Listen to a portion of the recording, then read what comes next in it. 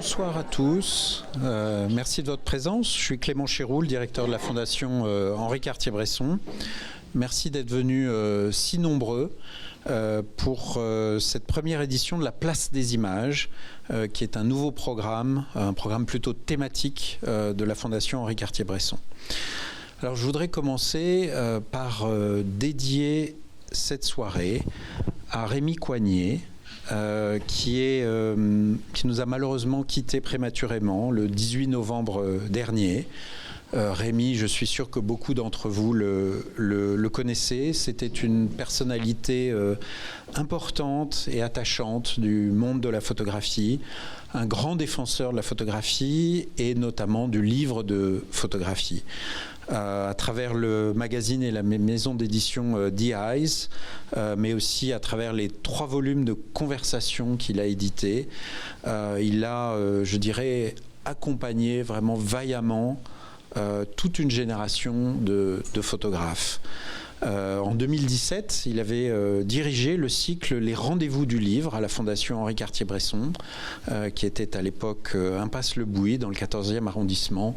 Et personnellement, je me souviens d'une conversation passionnante avec Michka Henner sous la verrière de l'Impasse Le Bouilly. En fait, peu après mon arrivée à la Fondation, il y a un an, nous nous étions rencontrés. Rémi savait que je voulais engager la Fondation sur la question du livre, qui aujourd'hui est une chose qui me paraît absolument cruciale. On a vu des discussions autour de ça. Et puis était née, lorsqu'on avait commencé à parler de Rouforkine, l'exposition que nous présentons en ce moment dans le Tube, était née l'idée de faire une soirée autour de la photographie et du vélo, 2 thématiques qui le passionnaient, puisqu'il était lui-même un grand passionné de vélo. Rémi avait suggéré quelques noms, quelques intervenants qui sont parmi nous ce soir. Il voulait, lui, présenter ce livre sur les archives d'un vélo club anglais qui a commencé dans les années 50, un projet tout à fait fascinant. En mélangeant sa passion pour le livre et pour le vélo, il voulait parler de ce livre. Voilà, je suis sûr de là où il est avec nous, il nous regarde. Il est avec nous et je ne doute pas que à plusieurs occasions lors de cette soirée, nous évoquerons à nouveau cette personne encore une fois attachante et émouvante. Ce soir, je suis très heureux d'accueillir Lucie Azéma, Philippe Bordas et Sophie Gâteau. Lucie Azéma est autrice et voyageuse. Elle a publié il y a 2 ans Les femmes aussi sont du voyage, que vous retrouverez à la librairie, qui est un ouvrage de référence qui personnellement m'a beaucoup aidé au moment d'écrire l'essai qui accompagne l'exposition Rouforkine. C'est vraiment un ouvrage qui permet de comprendre beaucoup de choses et je suis vraiment très heureux qu'on puisse discuter ce soir. Philippe Bordas est écrivain et photographe. Il a publié en 2008 Forcené, qui est, je dirais, sa déclaration d'amour au cyclisme. Et il va nous parler ce soir de ces deux activités, de ces 2 passions qui ont tant en commun. Et Sophie Gâteau est photographe et réalisatrice. Elle utilise, je dirais, le vélo pour découvrir le monde et le fixer. Grâce à la photographie, elle va nous parler de son expérience tout à fait singulière. On va chacun d'entre nous parler à peu près 7-8 minutes. On va tourner dans le sens inverse des aiguilles d'une montre, avec quelques images à partager avec vous. Et puis ensuite, on discutera tous ensemble, on répondra à vos questions, on engagera le débat autour de ce tandem, je dirais, de la photographie et du vélo. Alors, je voudrais personnellement commencer par une petite introduction historique sur ces relations entre la photographie et ce qu'on appelait alors la vélocipédie. Le photographe anglais Alfred Horsley Hinton, qui était un photographe pictorialiste important, disait que la photographie et le vélo étaient cousines au premier degré. Et je crois que c'est une assez bonne définition. Il y a quelque chose du cousinage entre ces deux activités.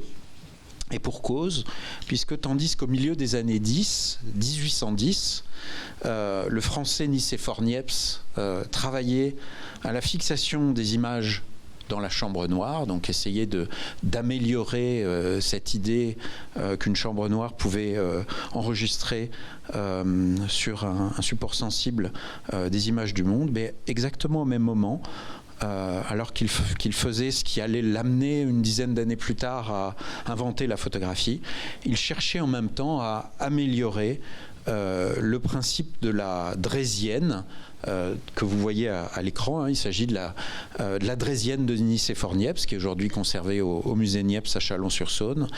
Et il cherchait à améliorer cet engin à deux roues qui avait été inventé par un Allemand, Karl von Drais, qui était un engin, comme vous le savez certainement, muni d'un guidon, d'une selle, mais pas encore de pédales, et qu'on faisait avancer finalement en marchant.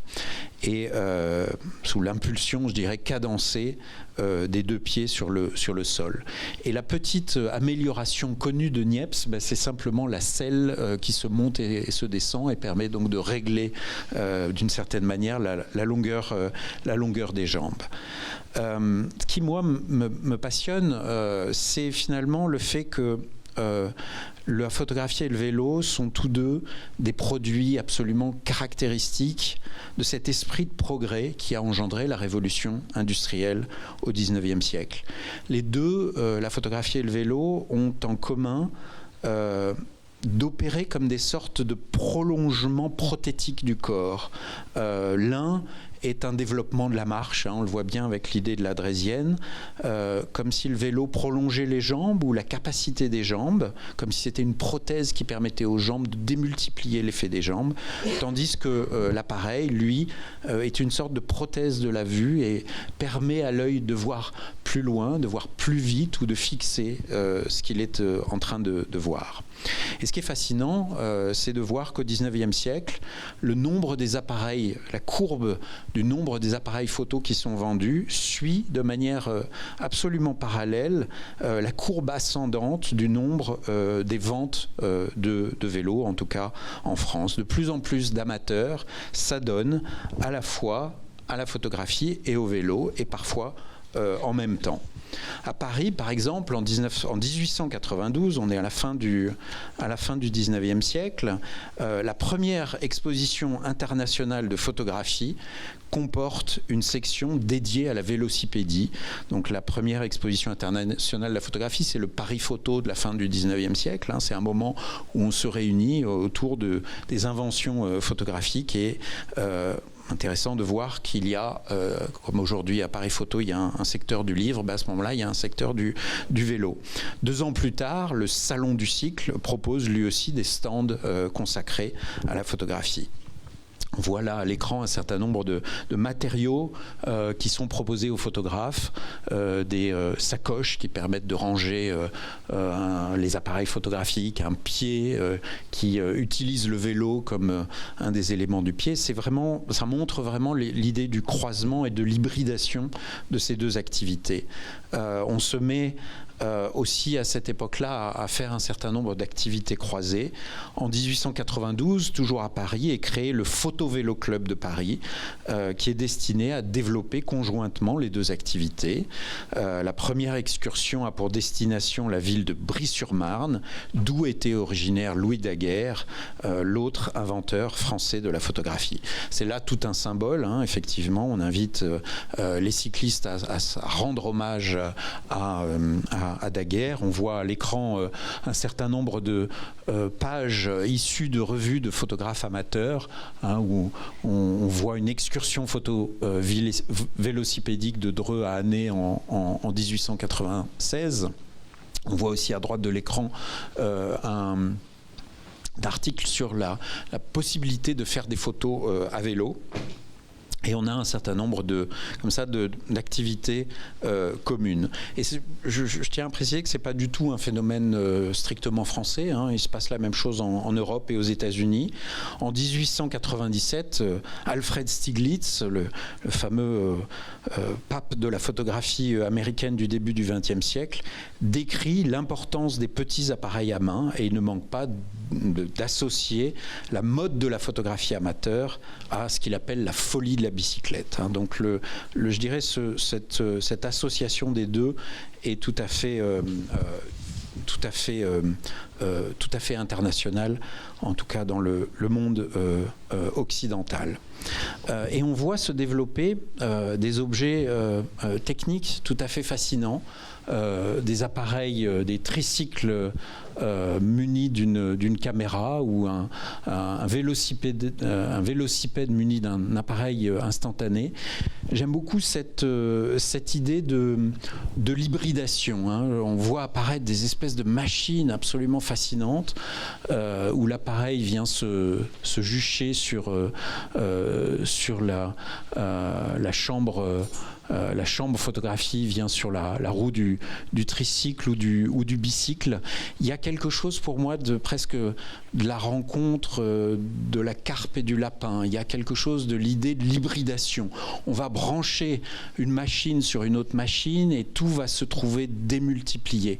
Ça me fait beaucoup penser à cette phrase de Lautréamont que les surréalistes ont tant citée, la rencontre fortuite sur une table de dissection d'une machine à coudre et d'un parapluie, dont vous voyez ici une illustration réalisée par Man Ray dans les années 30. Je crois qu'on est vraiment dans cette idée de la fascination pour l'hybridation. Qu'est-ce qui se passe quand on branche un objet technique sur un autre?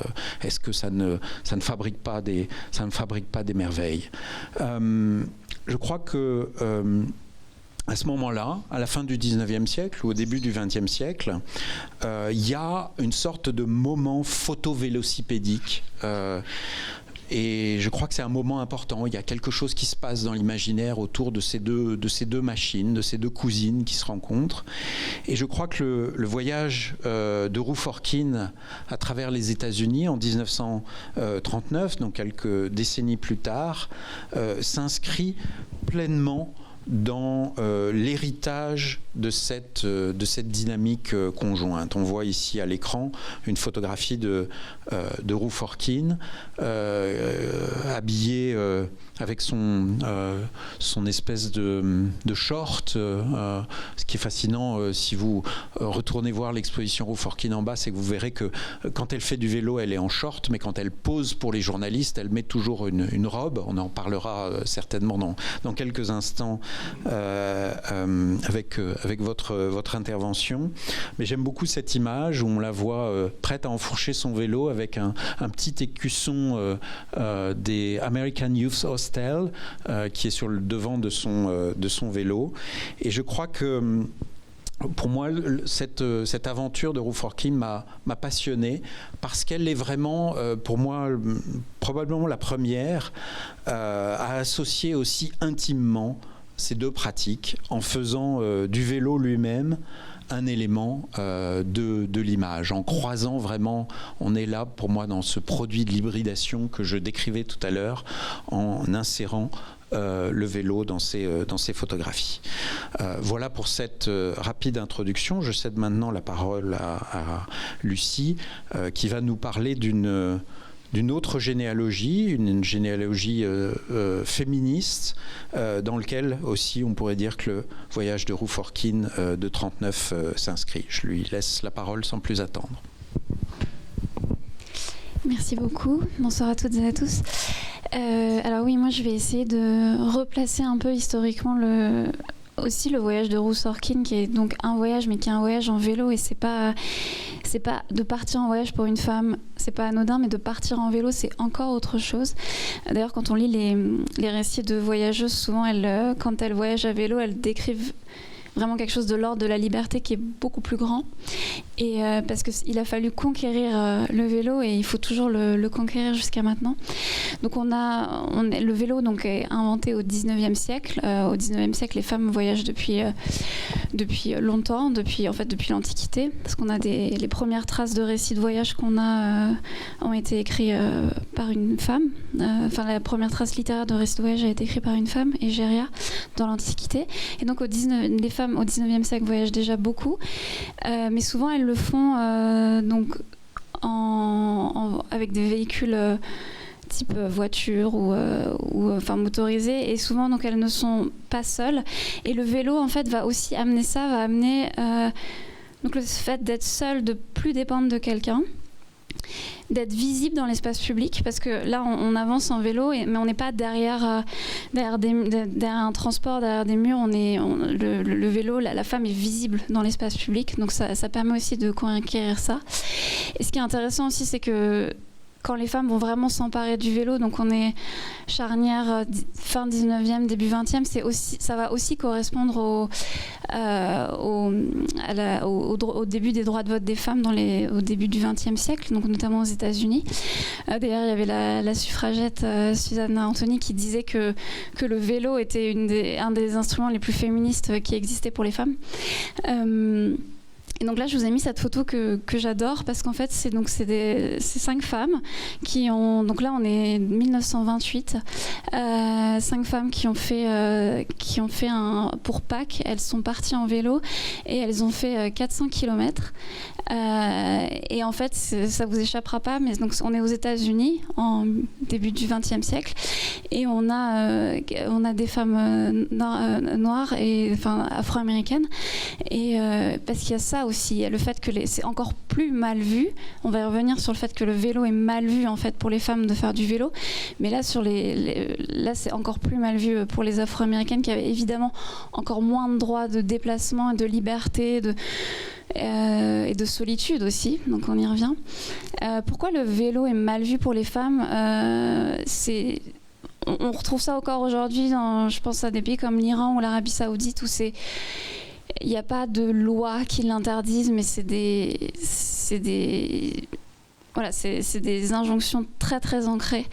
En fait, depuis toujours, les médecins, dès le début en fait, où le vélo va apparaître, les médecins vont dire que le vélo nuit aux organes reproductifs des femmes. Donc leur interdire de faire du vélo, c'est les protéger. Hein. C'est comme nous. Interdire les femmes de voyager, c'est les protéger, c'est bien connu.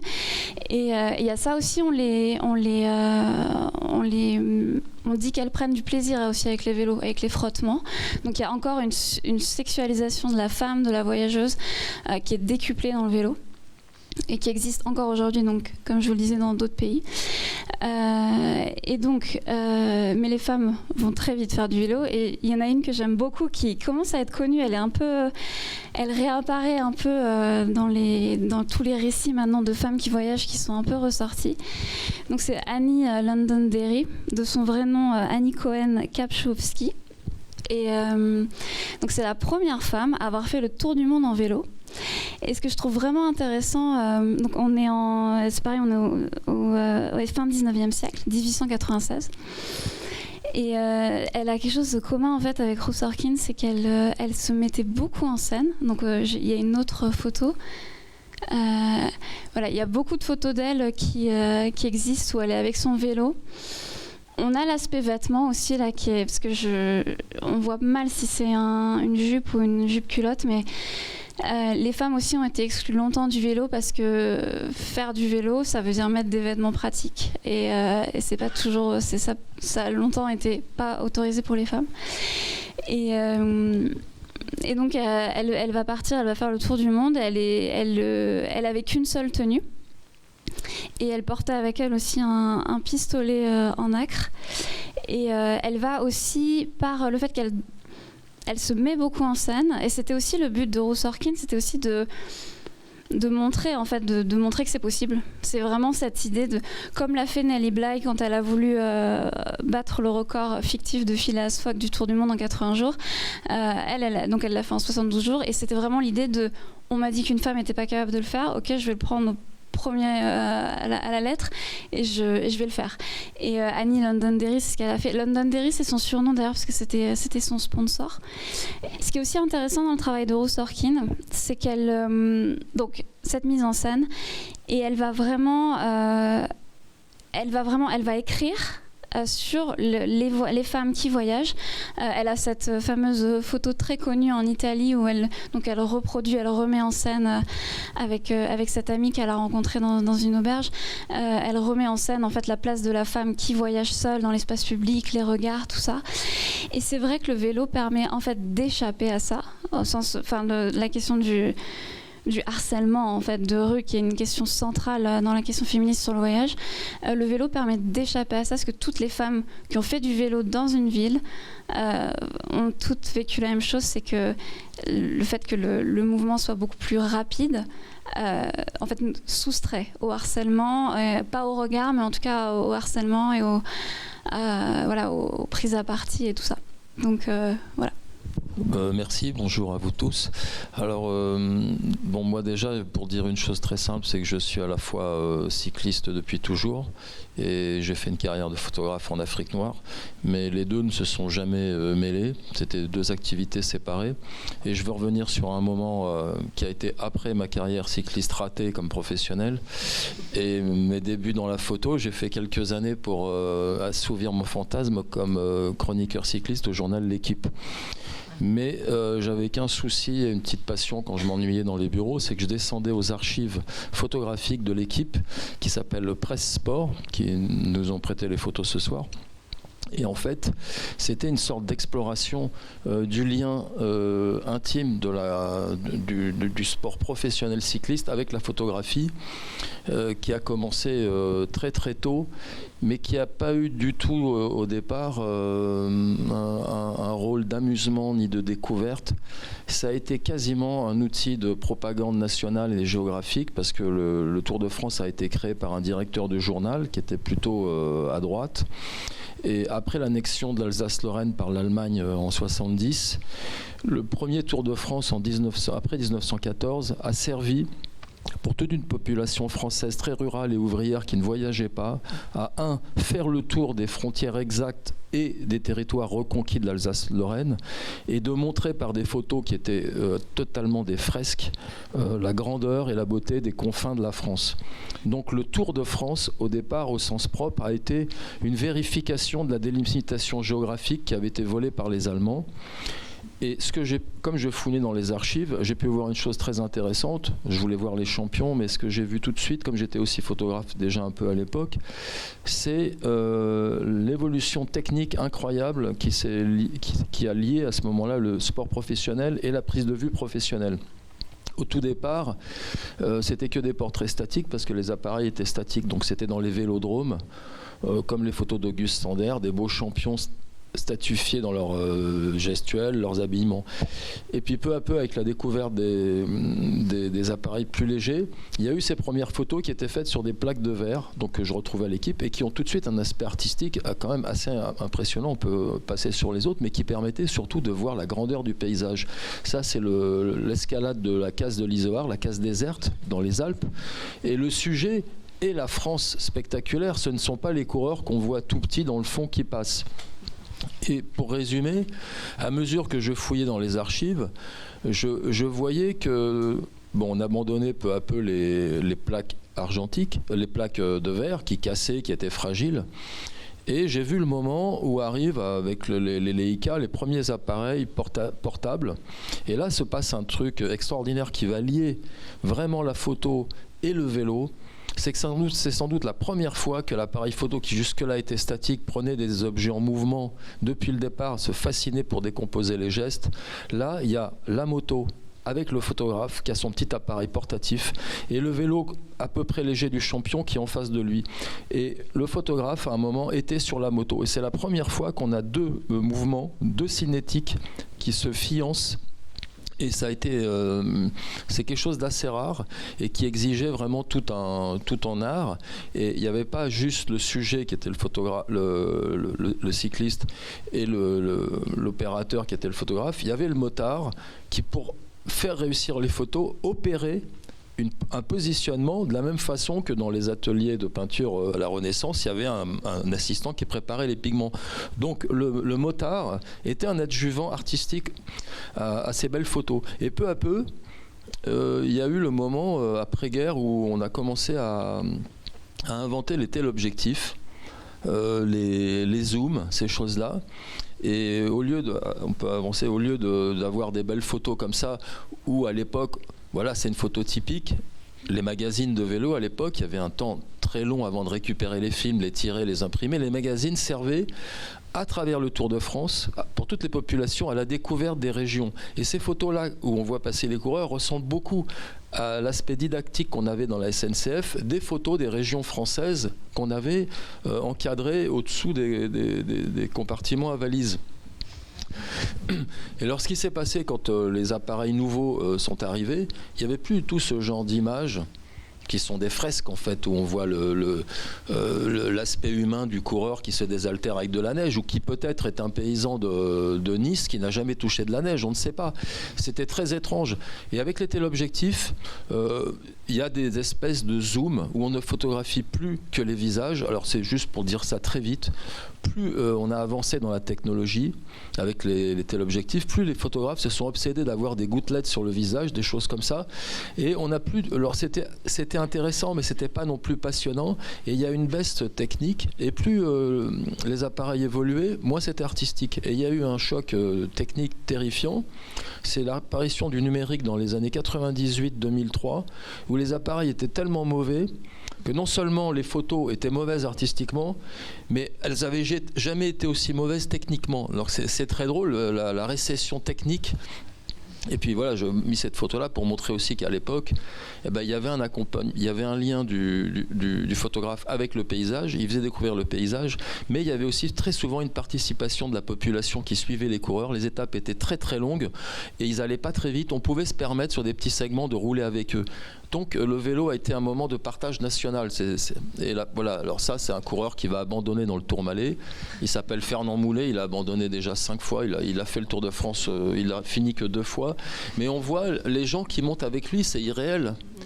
Et les gens lui donnent du vin à boire. Ils vont peut-être lui laver les jambes. Et donc, c'est juste pour dire, voilà, aujourd'hui, ce que donne une photo. Et là, on est dans l'essence typique du numérique, où tout est complètement fluorisé, ultra colorisé. Et l'essence technique du numérique rejoint un monde du vélo, un cycliste qui est devenu lui-même industriel. Donc je ne peux pas trop développer là-dessus.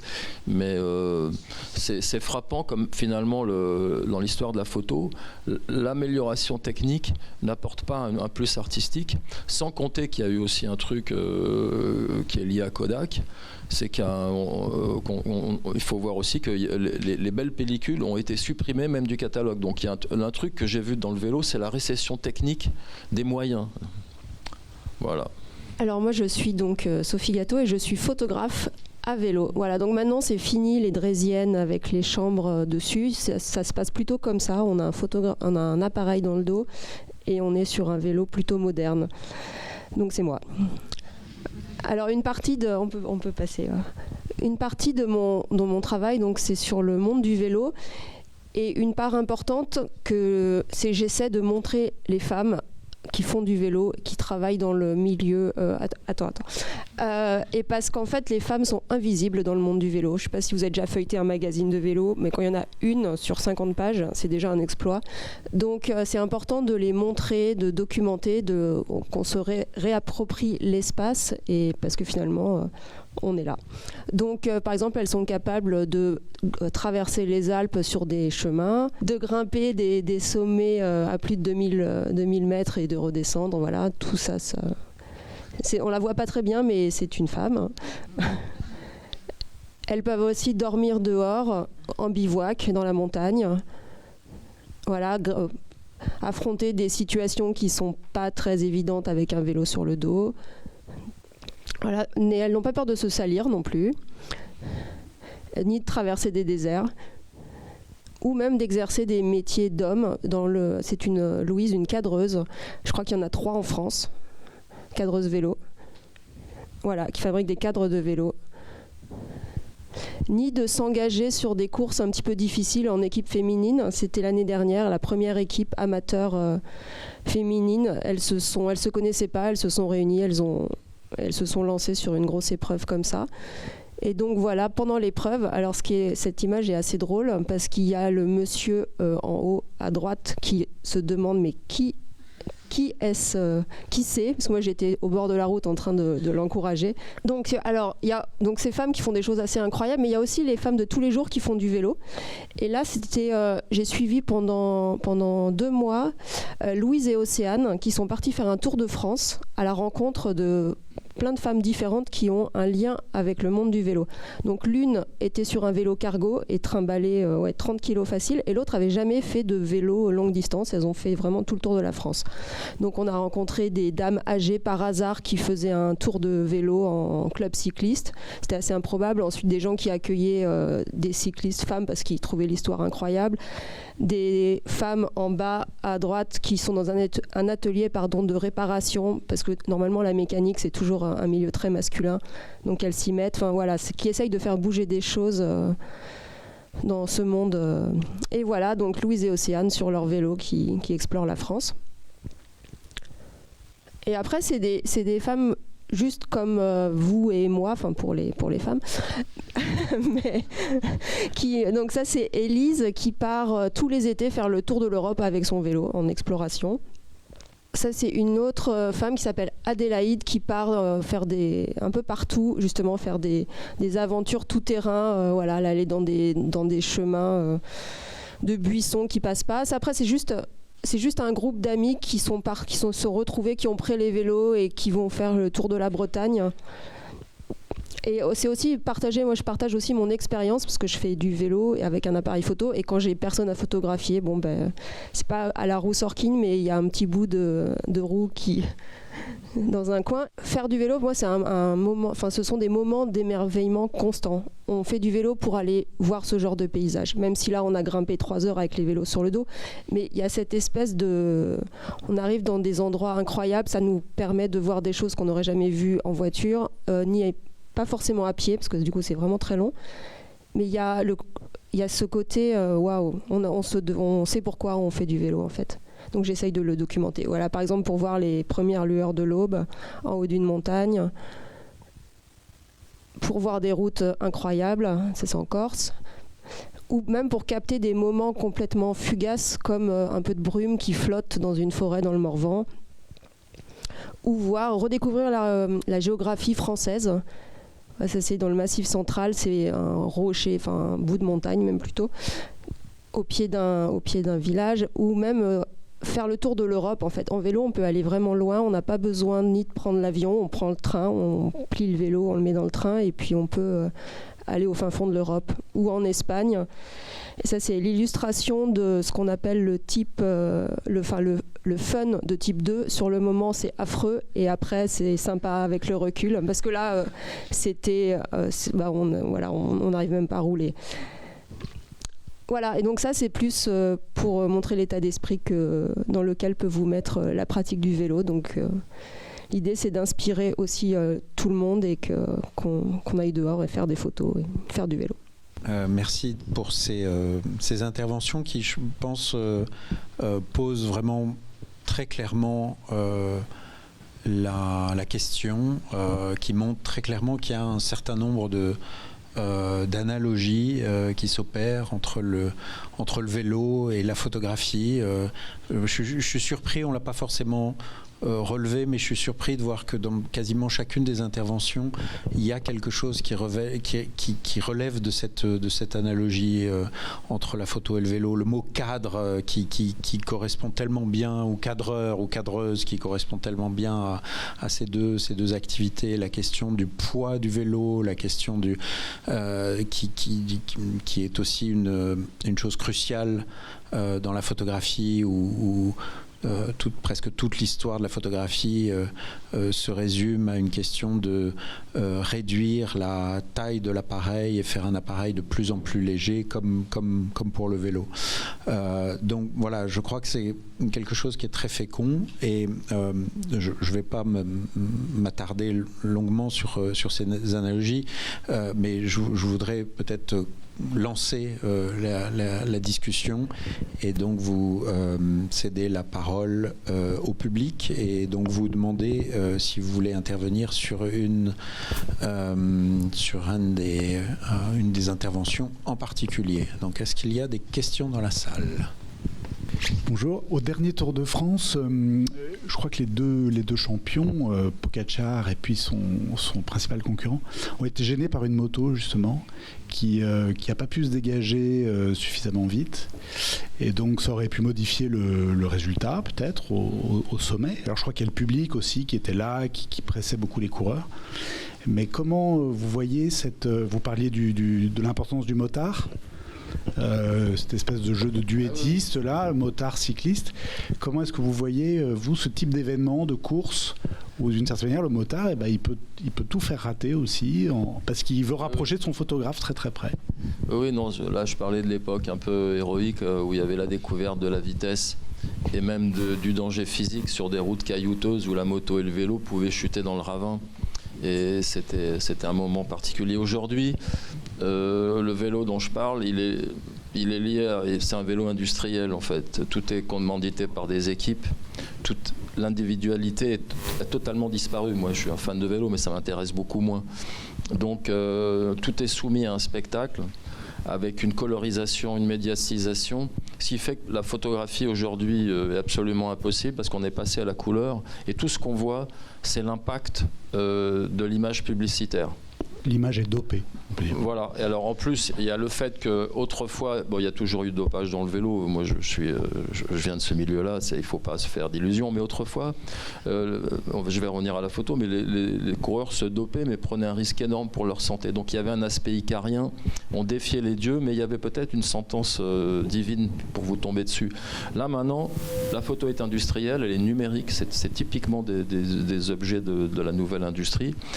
Les commentaires des journalistes sont totalement algorithmiques et réduits. C'est juste une petite légende. Il n'y a plus le développement énorme de la littérature qui était liée à la photo et au vélo autrefois. Et c'est surtout que maintenant, le dopage est industriel aussi. Donc, il se passe un truc très intéressant, c'est que les photographes aujourd'hui sont là comme des caisses enregistreuses d'une réalité qui ne les intéresse pas. Ils sont totalement soumis dans une machine, ils n'ont plus le pouvoir d'émerveillement d'autrefois.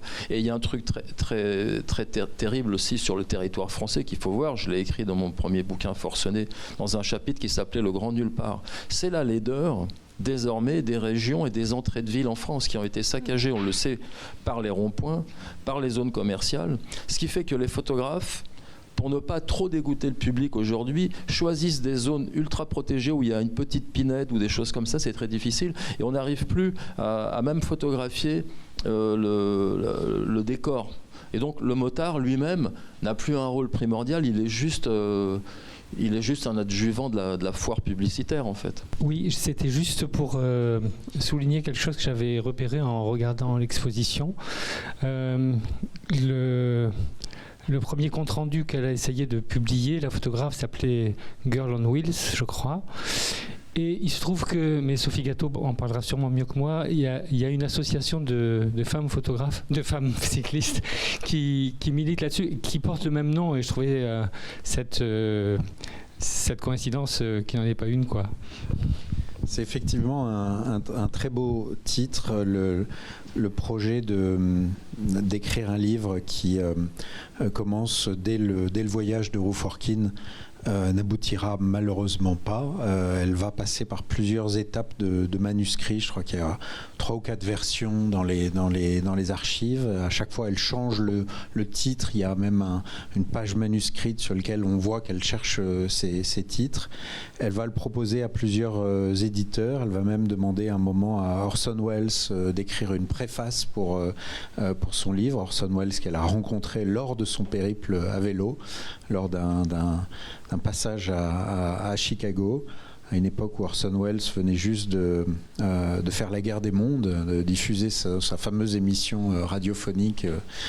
C'était juste l'année avant, en 1938. Et à cette époque-là, il jouait sur une scène de théâtre à Chicago. Et à la fin de la représentation, Ruth Orkin est allé le voir dans la loge et a commencé une discussion avec Orson Welles. On voit que c'était vraiment quelqu'un qui n'hésitait pas à aller voir une figure. C'était un jeune Orson Welles à cette époque-là, mais néanmoins d'aller voir l'acteur principal d'une pièce de théâtre à la fin de la séance. Et elle va continuer par la suite à entretenir une relation épistolaire avec lui. Il y a plusieurs courriers. Quelques années plus tard, elle lui envoie son manuscrit avec quelques photos et Orson Welles lui répond en disant qu'elle est bien meilleure photographe que écrivaine.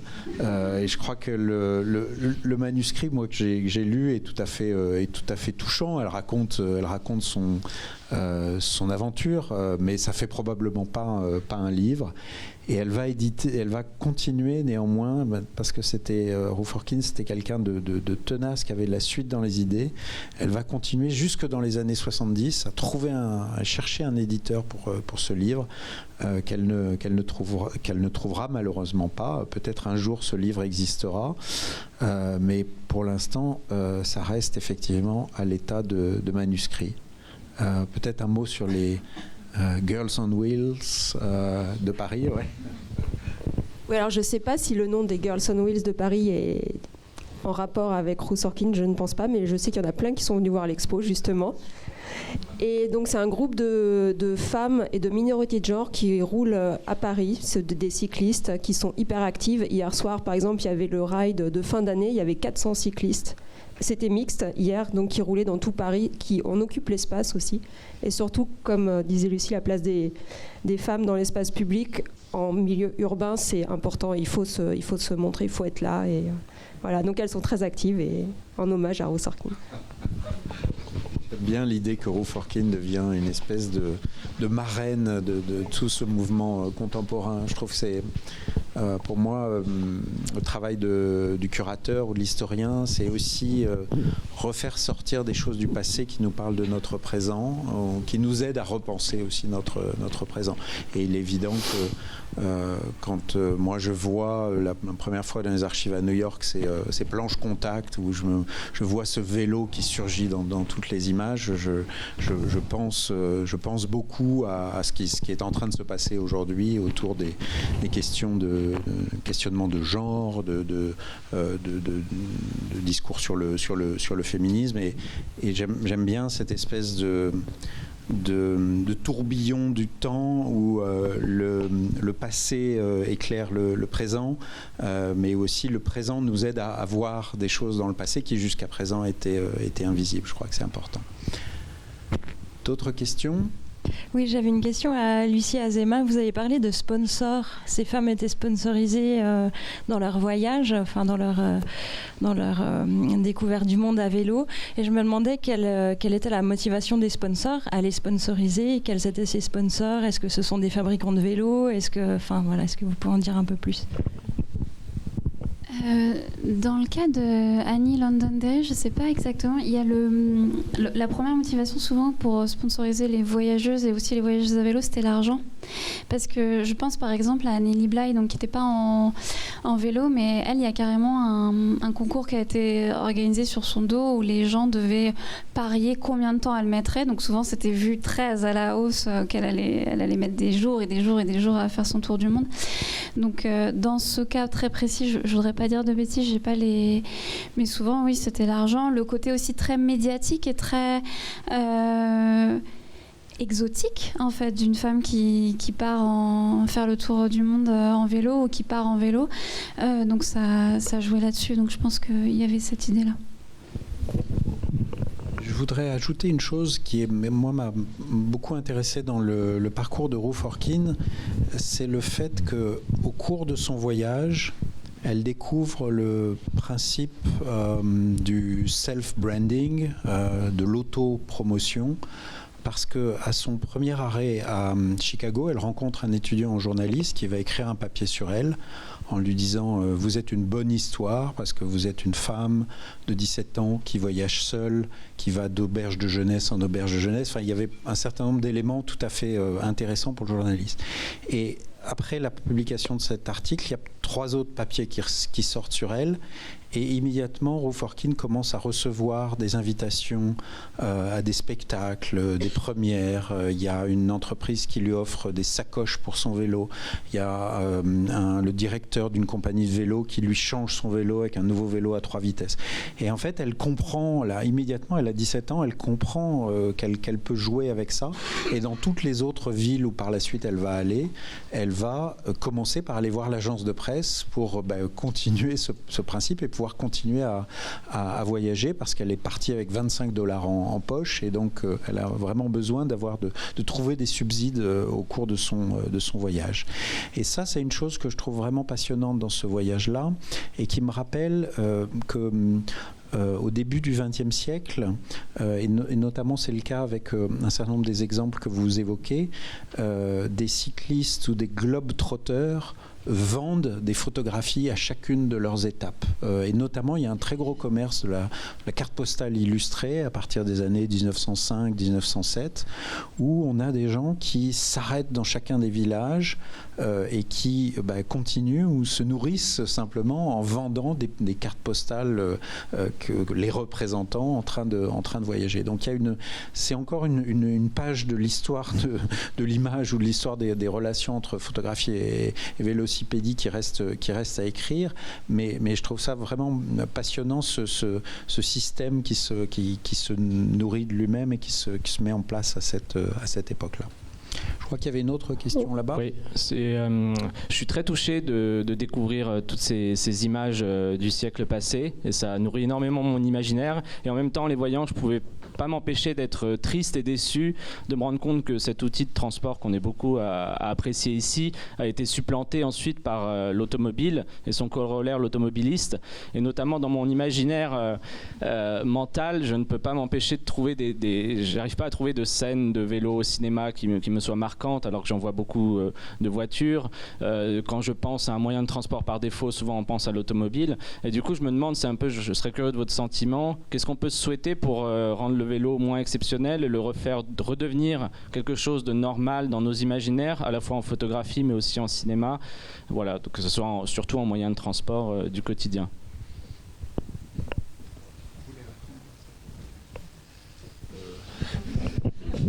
L'idée, c'est quoi? C'est de redonner une équation artistique au vélo, pouvoir faire rêver avec le vélo dans des films, c'est ça que vous voulez dire? Par exemple, que des scènes de films, que les gens ils puissent se passer des actions dramatiques. Le vélo et la photo sont 2 arts populaires qui sont liés au dénuement. C'est-à-dire qu'une grande famille, à l'époque, pouvait faire le tableau de ses enfants par un grand peintre. La photo a permis aussi de portraitiser les gens à peu de frais. Et le vélo aussi a été le substitut du cheval, qui était le moyen aristocratique de locomotion. Donc en fait, maintenant que tout le monde a augmenté son niveau de vie, quelque part, il y a un lien du dénuement avec le vélo qui a complètement disparu. Les gens ont tous des voitures et plus personne ne veut revenir en arrière et ça fait moins rêver parce que maintenant c'est un loisir annexe mais qui vient après la possession d'une voiture, après la possession d'autres biens. Autrefois c'était quasiment avoir un vélo, c'était le seul bien pour une personne et l'objectif fantasmatique. Et c'est vrai que dans les arts, il y a toujours de temps en temps des vélos, mais je sais pas. Je pense aussi ce qui va aider, je ne sais pas si on peut s'en réjouir, mais c'est aussi la catastrophe écologique et qui remet le vélo sur le devant de la scène. Et comme on voit aussi le train revient sur le devant de la scène, les trains de nuit, tout ça, et le vélo va revenir aussi grâce à ça. Oui, revient déjà. Et donc je ne sais pas si c'est une réjouissance, mais en tout cas c'est factuel. Ouais. Non, moi je voudrais être très, très optimiste parce que moi j'ai l'impression que Il y a plus de vélos aujourd'hui qu'il y en avait il y a 10 ans, il y en a plus qu'il y en avait il y a 20 ans, donc je suis assez optimiste. Je pense que le vélo est, par rapport à ce que dans ce contexte écologique, est un véritable avenir.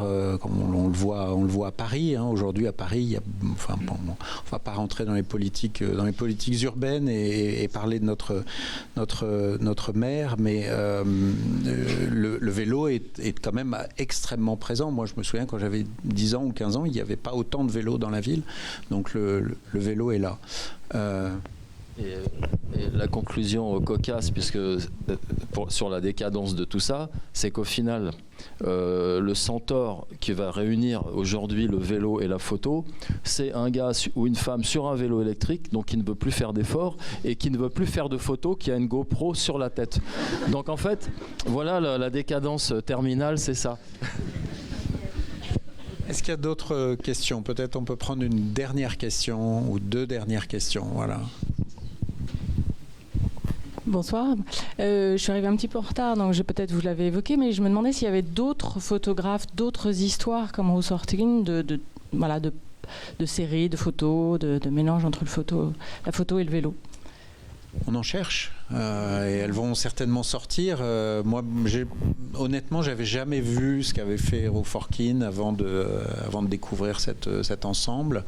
Quelqu'un qui associe autant, qui met le cadre dans le cadre, c'est-à-dire le cadre du vélo dans le cadre de l'image. J'avais jamais vu, même dans un lieu comme le Bauhaus en Allemagne dans les années 20, où ils font beaucoup de vélos et beaucoup de photos. Il y a peut-être 1 ou 2 images qui se baladent, mais qui ne sont pas poussées à ce point qu'on retrouve chez Ruth Orkin. Et je ne doute pas que quelque part dans des albums de famille qui dorment dans des greniers, il y a des photographes de ces excursions dont je parlais au début qui sortiront un jour et qui seront regardés de ce point de vue-là. Je ne doute pas que ça sortira, mais non, je pense que c'est une chose assez rare, en tout cas pour les années 30, au moment où Ruth Orkin photographie. Je pense qu'on trouvera plus d'exemplaires, plus d'exemples de ce type de pratique hybride entre photographie et vélo à partir des années 60, 70. Là, on va commencer à voir des choses. Mais pour 39, non, je pense que c'est vraiment extrêmement rare. Oui, bonsoir. Moi, j'ai une question pour Sophie, qui est réalisatrice et photographe dans le vélo. Et je voulais savoir, en fait, ce que tu trouvais par rapport au vélo, ce que tu trouvais dans la photo, par rapport à la vidéo, comment tu choisissais, par exemple, de faire un reportage photo plutôt qu'un reportage vidéo, voilà, par rapport dans le monde du vélo, en tout cas. Alors, pour moi, la photo, c'est beaucoup plus facile sur un vélo, parce que déjà, j'ai pas besoin de m'arrêter. Maintenant, je connais mon appareil photo par cœur, donc je fais les photos en roulant, ce qui me permet de suivre des gens. Sinon, c'est une logistique un peu compliquée. Est-ce qu'on peut s'arrêter, etc., etc. La vidéo, c'est un matériel plus complexe aussi, parce qu'il y a la question du son, la question de l'image. Enfin, tu vois, une photo, c'est une image figée, et une vidéo, c'est un ensemble d'images, et c'est quand même plus compliqué à gérer. Et là, tu peux pas vraiment le faire en roulant, ou alors, comme disait Philippe Bordas, tu as une GoPro sur la tête et c'est juste moche. Donc c'est vraiment plus de la facilité. Après, faire des films de vélo avec une équipe, c'est génial. Dans l'esthétique ? Dans l'esthétique, maintenant, comme en fait c'est les mêmes appareils pour faire de la photo et de la vidéo, quelque part, tu peux avoir exactement la même esthétique. Voilà. Après, tu peux jouer sur des choses différentes en photo. Tu peux montrer, quelque part, tu peux plus facilement montrer la vitesse en photo qu'en vidéo, en faisant des effets de flou, de bouger, des choses comme ça. Mais voilà, les deux médias sont différents, mais complémentaires en même temps. Voilà, merci beaucoup. Nous arrivons à la fin de cette séance. Je voulais remercier toute l'équipe de la Fondation Henri Cartier-Bresson et particulièrement particulièrement Julia Pêcheur, qui a œuvré pour que nous soyons tous ensemble ce soir. Je voudrais vous annoncer que le 1er février à la Fondation, nous aurons un feuilletage, qui est ce programme où nous demandons à un photographe de venir présenter un livre nouveau. Je disais à la Fondation, mais en fait, ce prochain feuilletage qui accueillera la photographe Alessandra Sanguinetti se passera à la Maison de l'Amérique latine, donc le 1er février. Et le 21 mars, nous aurons ici une nouvelle occasion de nous réunir pour discuter, une nouvelle place des images autour de l'exposition Ouija et de la représentation du fait divers. Voilà, merci beaucoup pour votre présence et pour cette discussion. Merci à vous.